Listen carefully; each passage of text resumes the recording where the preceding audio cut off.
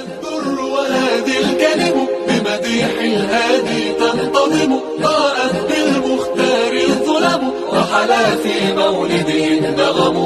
قسما بالله رب العالمين وقضينا غير دين الله دين فهو دين الحق دين الأنبياء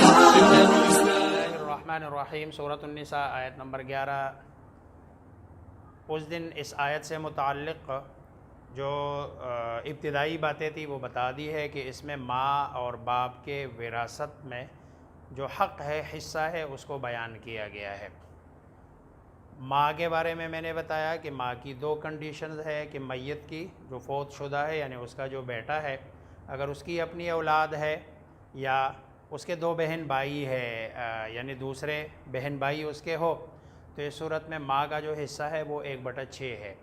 اور اگر اس کا جو بیٹا ہے یعنی میت، اس کی اگر اولاد بھی کوئی نہیں ہے اور اس کے بہن بھائی بھی کوئی نہیں ہے، تو ایسی صورت میں ماں کا جو حصہ ہے وہ 1/3 ہے۔ قرآن کریم میں اللہ تبارک و تعالی نے اس کو بیان کیا۔ باپ کی 3 کنڈیشنز ہے۔ اگر میت کی اولاد مذکر مؤنث دونوں ہے تو باپ کا جو حصہ ہے وہ صرف 1/6 ہے۔ اگر میت کی صرف مؤنث اولاد ہے، مذکر اولاد نہیں ہے، تو باپ کا 1/6 بھی ہے، اور بیٹیوں کو ان کا حصہ دینے کے بعد، مؤنث اولاد کو ان کا حصہ دینے کے بعد جو بچتا ہے وہ بھی باپ کا ہے۔ لیکن اگر میت کا نہ کوئی اولاد نہ ہو، نہ مذکر ہو نہ مؤنث، تو ایسی صورت میں باپ کا جو حصہ بنتا ہے وہ یہ ہے، عصبیت والا ہے، وہ عصبات میں سے ہے کہ ذوی الفروض اگر کوئی ایک آدھ ہے، ان کو ان کا حصہ دینے کے بعد باقی سارا باپ کو دیا جائے گا۔ اللہ تبارک و تعالی اسی کو بیان کر رہے وَلِ أَبَوَيْهِ، اور لے کے لیے، ابویہ ہی ضمیر یہ میت، ابویہ ماں باپ، اور میت کے ماں باپ،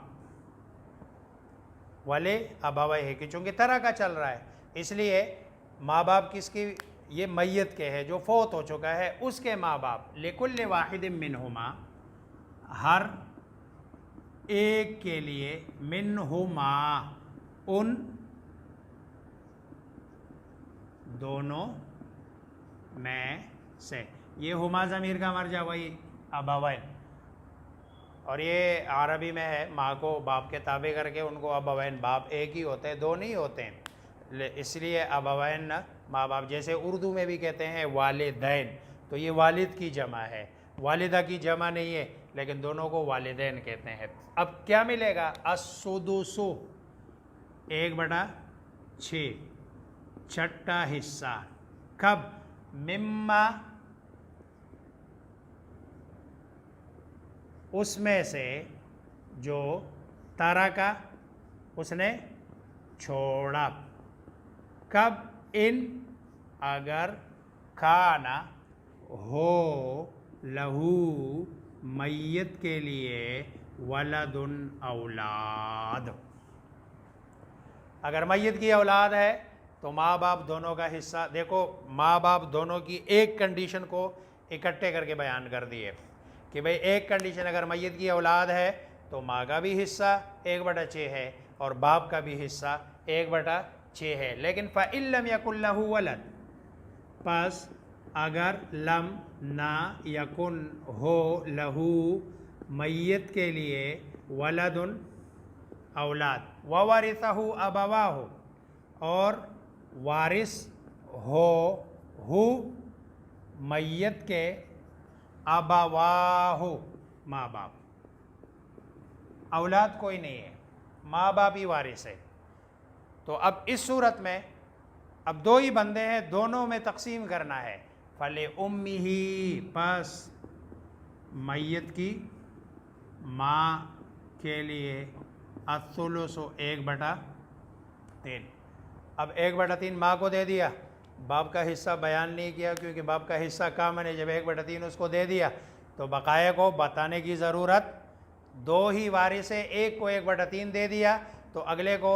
مثلاً ایک روٹی ہے 2 بندوں میں تقسیم کرتے، کہتے یار اس کو 1/4 دے دو، اس کا کیا مطلب ہے کہ 1/4 کے بعد جو بقایا سارا بچتا ہے وہ کس کو، اگلے کو دے دیا جائے۔ تو ماں کا حصہ اس صورت میں 1/3، اور باپ اگر اولاد نہیں ہے تو باپ عصبہ ہے، یعنی جو ماں کو دینے کے بعد جتنا بچا یعنی 2/3 وہ سارا کا سارا باپ کو مل جائے گا۔ فَإِنْ كَانَ لَهُ إِخْوَةٌ، یہ ماں کے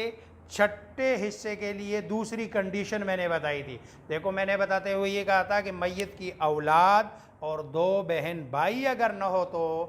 ماں کا 1/3 ہے، اور اگر میت کی اولاد یا 2 بہن بھائی ہو تو ماں کا حصہ 1/6 ہے۔ یہ دوسری کنڈیشن اللہ ادھر بیان کر رہے ہیں۔ فَإِنْ كَانَ، پس اگر کانا ہو، لہو میت کے لیے، اخواتن بہن بھائی، فَلِأُمِّهِ، پس اس کی ماں کے لیے السُّدُسُ، 1/6۔ گویا کہ ماں کا 1/6 والی جو دوسری کنڈیشن تھی، تو ماں کا 1/6 تب ہے کہ جب میت کی اولاد ہے، 2 بہن بھائی ہے، تو ماں کا 1/6 ہے۔ یہ دونوں اللہ بیان کر رہے ہیں، اور اگر یہ دونوں نہیں ہے، اولاد بھی نہیں ہے، 2 بہن بھائی بھی نہیں ہے، تو پھر ماں کا حصہ 1/3 ہے۔ یہ اللہ تبارک و تعالی بیان کرتے ہیں۔ اگلی جو بات کر رہے ہیں، جو ہم نے سٹارٹ میں تمہید میں بتا دی تھی کہ بھئی یہ کب دیا جائے گا، من بعد وصیت، اس وصیت کے، یوصی بہا، جس کی میت نے وصیت کی ہو، یعنی پہلے اس کی وصیت پوری کی جائے گی، او دین، یا قرض۔ گویا کہ میت کی وصیت پوری کی جائے گی اور قرض کی ادائیگی کی جائے گی۔ اس کو بھی کون بیان کر رہا ہے؟ اللہ تبارک و تعالی۔ اب سوال یہ پیدا ہوتا ہے کہ ہم نے تو 3 چیزیں بتا دی تھی، تجہیز و تکفین اور قرض کی ادائیگی، اور اگلی چیز وصیت۔ اب اللہ تبارک و تعالی نے تو وصیت کو بھی بیان کر دیا، قرض کی ادائیگی کو بھی بیان کر دیا، ایک چیز چھوڑ دی ہے، اور وہ کیا ہے؟ تجہیز و تکفین۔ اب ظاہری بات ہے تجہیز و تکفین کامن ہے، کیونکہ جو بھی کوئی مسلمان مرتا ہے تو اللہ نعوذ باللہ اس کو کہیں راستے میں نہیں ڈال دیا جاتا ہے، اس کو پھینکا نہیں جاتا ہے، اس کے کفن دفن پر خرچہ آتا ہے، اس کے انتظام پر خرچہ آتا ہے، اس لیے اس کو بیان کرنے کی ضرورت نہیں تھی۔ اب اگلا سوال یہ ہے کہ بھئی یہ بیٹے کا، بیٹی کا، بیوی کا، یہ جو حصص اللہ نے مقرر کیے ہیں، اس کے پیچھے مطلب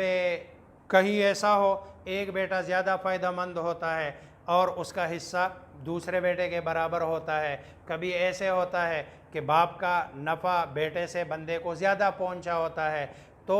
کہتے ہیں اللہ تبارک و تعالی فرماتے ہیں آباؤکم، تمہارے آبا وہ اجداد، و ابناؤکم، اور تمہارے بیٹے، لا تدرون، تم نہیں جانتے،